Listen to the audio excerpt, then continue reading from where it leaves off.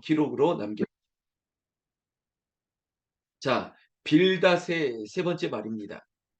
여러분 욥에게 세 친구가 있었죠. 엘리바스, 빌닷, 그리고 소발, 뭐 이런 친구들의 이름이 연이어서 나오고 있습니다. 그때마다 듣는 생각은 이런 거였습니다. 참 말이 많구나. 이건 당연한 것이고, 또 두 번째, 맞는 말이다. 그런데 그것이 다 맞는 말은 아니다는 것입니다. 그리고 그 말들에 정말 위로가 있고 진심이 담겨 있느냐, 합리적으로 의심할 수밖에 없었습니다. 오늘 25장에 있는 빌닷의 세 번째 말도 그렇습니다.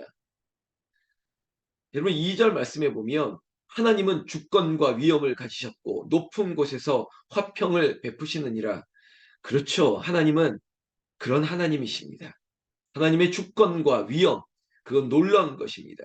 그리고 하늘의 높은 곳에서 우리에게 이 땅에 화평을 베풀어 주시는 하나님, 빌닷이 잘 알고 있습니다.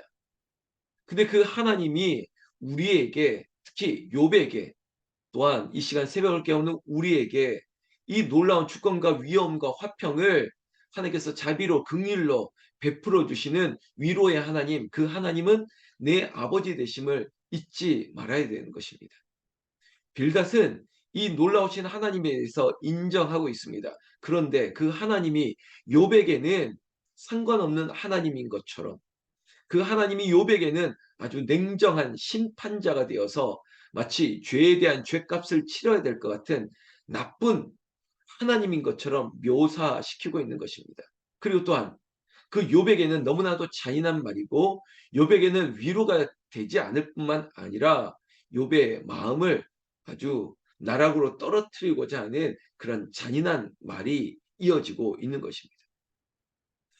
자, 맞는 말씀이라고 그랬죠. 3절에도 그의 군대를 어찌 계수할 수 있으랴. 그가 비춘 후 강명을 받지 않은 자가 누구냐. 하나님의 군대를 누가 거스리며 하나님의 눈이, 하나님의 빛이 미치지 않은 곳이 어디 있겠느냐라는 것입니다. 지금 여호와의 빛이 그렇다면 욥에게도 비추어지고 있는 것이고, 그럼에도 불구하고 이 4절 말씀에 보면 그런즉 하나님 앞에서 사람이 어찌 의롭다 하며 여자에게서 난 자가 어찌 깨끗하다 하랴. 지금 욥에 대한 심판입니다. 정죄입니다. 판단입니다. 의롭다 하는 사람이 없다. 여러분 이것이 공감하는 얘기죠. 맞죠? 그래서 빌닷의 얘기가 틀린 말이 아니라는 것입니다. 하나님 앞에서 의롭다 할 사람이 없습니다. 특히 여자에게서 사람의 몸에서 난 사람이 어떻게 의로울 수 있겠습니까? 여러분 이게 우리에게도 동일하게 적용되는 말씀입니다. 우리는 의로울 수 없는 자격입니다.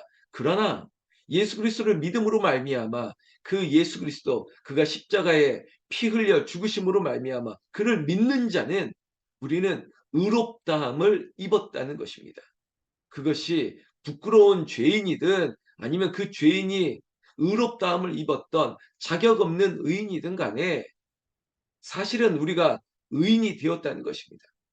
이게 선물이라고요. 이게 하늘에서 주신 은혜인 것이죠. 말 그대로. 그렇다면 그 은혜를 받은 사람에 대해서는 자격을 논하면 안 되는 것입니다. 아니 네가 과거에 그런 나쁜 놈이 어떻게 지금 의인이 되었다고 말할 수 있어. 그래 그것도 맞는 말씀입니다. 그러나 그것이 나의 어떤 선한 공로와 아니면 그 죄값을 치렀기 때문이라고 하는 어떤 사람의 노력이 있었던 것이 아니라 전적인 하나님의 은혜. 우리가 310장 찬송가를 불렀지 않습니까? 아 하나님의 은혜로 이 쓸데없는 자 벌레만도 못한 자를 구원하여 주셨다. 그래서 이 너 인생 야곱아, 너 구더기보다 못한 야곱아, 그리고 벌레만도 못하고 그리고 죄인 중에 죄인이고 괴수 같은 나에게도 하나님의 은혜가 임하면 그것은 우리가 의롭다함을 입고 이신칭이 아닙니까? 믿음으로 말미암아 의롭게 됐다. 하나님을 믿으니 예수 그리스도를 믿으니 우리는 의인이 된 것임을 누가 옆에서 뭐라고 할 수 있겠습니까? 내가 알아요. 내가 스스로 알아요. 나 같은 게 어떻게 목사고 내가 어떻게 하나님을 아버지라 부를 수 있는가? 나는 내가 그래요. 그럼에도 불구하고 하나님은 나를 의롭다 하셨다고요. 이건 하나님의 심판입니다. 선언입니다. 우리에게 공언하신 거예요. 여기에 누가 빌닷이라고 새 친구라 할지라도 마치 우리가 눈에 보이는 행위의 결과, 야, 저가 저렇게 보니까 딱 죄의 값을 치르는구나라고 아주 쉽게 말할 수 있는 게 없다라는 것입니다. 그래서 빌닷의 말에 틀린 것이 아님에도 불구하고 욥 하나를 놓고 아니면 우리의 인생을 보고 잣대를 딱딱 대고 말할 수 있는 자격이 사람에게는 없습니다. 여러분, 그래서 우리가 사람에 대해서 판단하시면 안 됩니다. 위로하는 것이에요. 그냥 속담처럼 내 눈에 있는 들보도 보지 못하면서 남의 티를 가지고 논한다고요? 충분히 그럴 수 있는 상황이라도 여러분, 다 그래 다 그래 하지 말고 우리는 그러지 맙시다. 우리는 남보다 더 해야죠. 이방인들도 다 하는 것들을 우리가 못한다고요? 아니, 우리는 특별한 것을 해야죠. 말씀대로 사는 것입니다. 여러분, 12월 오늘부터 한 달, 이 한 달을 예수 그리스도의 오심을 기다리면서 항상 우리의 질문은 이렇게 시작했으면 좋겠습니다.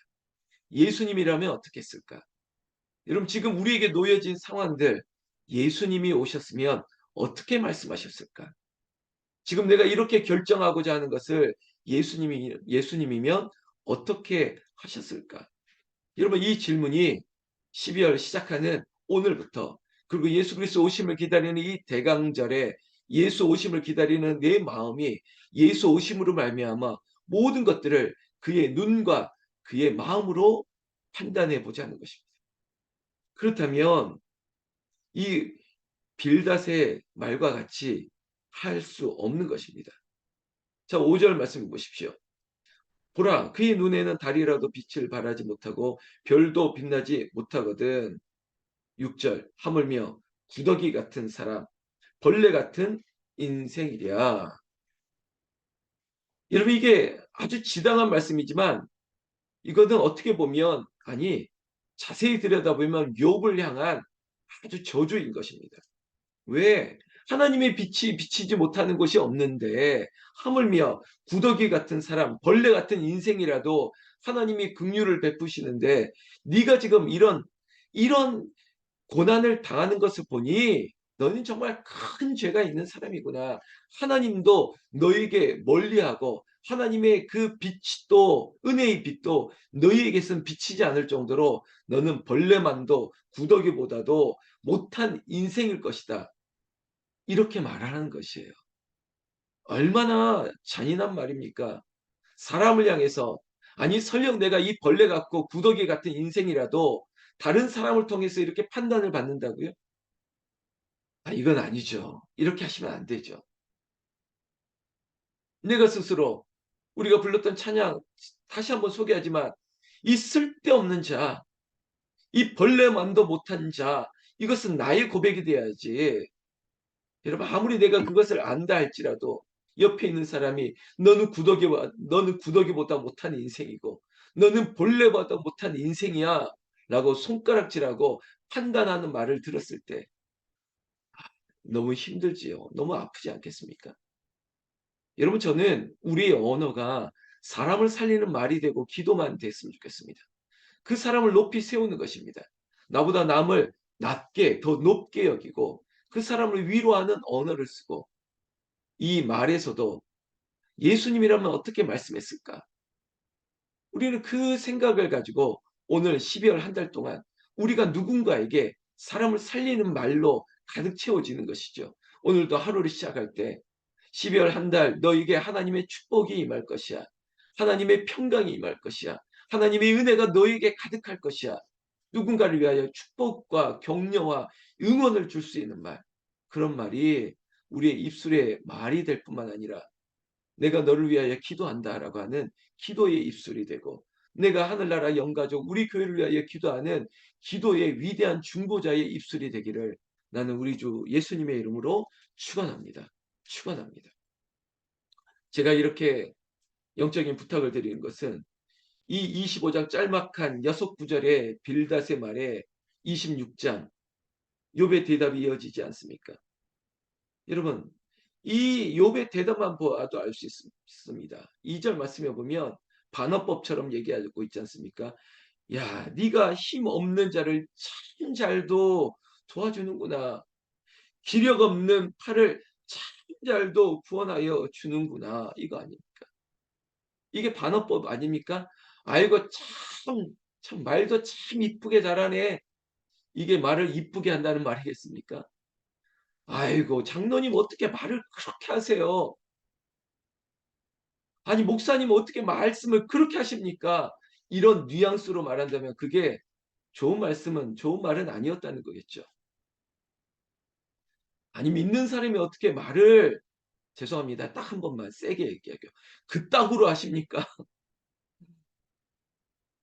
여러분 우리가 하나님이 의롭다함을 선물로 받은 사람인데 여러분 우리가 좀 예쁘게 말해야 되지 않겠습니까? 오죽했으면 욥이 세 번째 이야기를 듣다 보니까 욕은 못하겠고 험한 말은 못하겠고 대꾸한다는 말이라고 하는 게 참 나를 도와주는 말이다.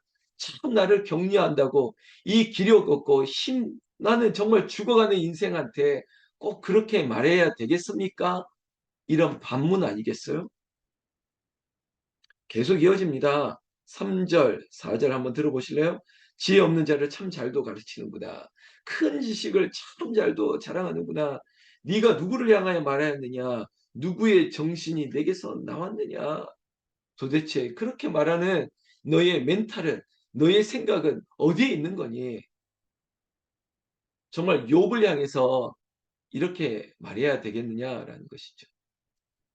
사랑하는 세벌교회 성도 여러분, 12월 한 달 여러분 우리가 만나는 사람들에게 우리의 입술이 정말 살리는 말이 되었으면 좋겠습니다. 정말 우리의 말 한마디 때문에 누군가가 살아날 수만 있다면 정말 내 가장 가까운 사람에게 나의 말이 정말 그를 세우는 말이 될 수 있다면 또한 12월 한 달 우리의 말이 우리의 기도가 교회를 세우는 반석 위에 든든히 세우는 반석 위에 설이라고 했던 하나님의 약속의 응답이 우리의 기도로 말미암아 이루어질 것을 믿는 믿음의 기도가 12월 한 달 남은 한 달 동안 하나님께서 약속이 성취되어지기를 기도해 주시기를 주의 이름으로 부탁을 드리겠습니다. 여러분 이 기도를 부탁드리는 것은 마음속이라도 혹이라도 아이고 목사님 아이고 되나 보십시오. 안 됩니다. 아이고 목사님 기도 아무리 해도 참 잘 되시죠? 안 되시죠? 막 이런 부정적인 생각하지 마십시오. 여러분 기도하면서 의심하는 기도에 어떻게 응답이 있겠습니까? 혹여라도 우리에게 티끌과 같은 의심은 다 사라지고 정말 미랄과 같은 작은 믿음, 아주 순수한 믿음을 가지고 능치 못할 것이 없다라고 했던 그 믿음의 응답을 우리는 바라는 것입니다. 여러분 저도 마지막 한 달 저에게 주어진 이 시간이 이 시간밖에 없다라고 저는 여기면서 정말 넘어야 할 산들, 보이지 않는 길들, 정말 홍해를 바라보듯이 여리고를 바라보듯이 그 눈에 인생의 절망이 아니라 하나님 그저 묵묵히 주를 바라볼 때 하나님께서 단번에 이루시고 정말 신비하고 기이한 일들로 하나님께서 보여주시고 열어주시고 여호와는 옳다. 하나님은 참되시다. 이 응답의 이 사자후를 외치는 하나님의 역사를 우리는 보게 될 줄로 믿습니다. 그렇기 때문에 여러분 빌닷에게 너 구더기 같은 인생, 이 벌레 같은 인생에게 하나님의 빛이 머물 자리는 없다. 다른 말로 하나님이 너에게는 오지 않아. 그런 인생에게는 하나님이 미치지 않아 라고 말했던 빌닷의 틀린 말에 욥은 항변하는 것입니다. 여러분 5절부터 이렇게 얘기하고 있습니다. 죽은 자의 영들이 물밑에서 떨며 물에서 사는 것들도 그러하도다. 하나님 앞에서는 수월도 벗은 몸으로 드러나며 멸망도 가림이 없음이라. 자, 이 말씀이 뭐냐면 여러분 사망의 음침한 골짜기에도 하나님이 함께 하시듯 너 설령 네가 아무리 그렇게 얘기해도 하나님의 손이 미치지 못할 것이 없다. 하나님의 눈이 머무를 것이 여러분 왜 없겠느냐? 하나님은 여기에도, 하나님 저기에도, 여호와 삼마, 하나님은 저기 거기 어디에든 계시는데 너 잘못 알고 있는 것이야.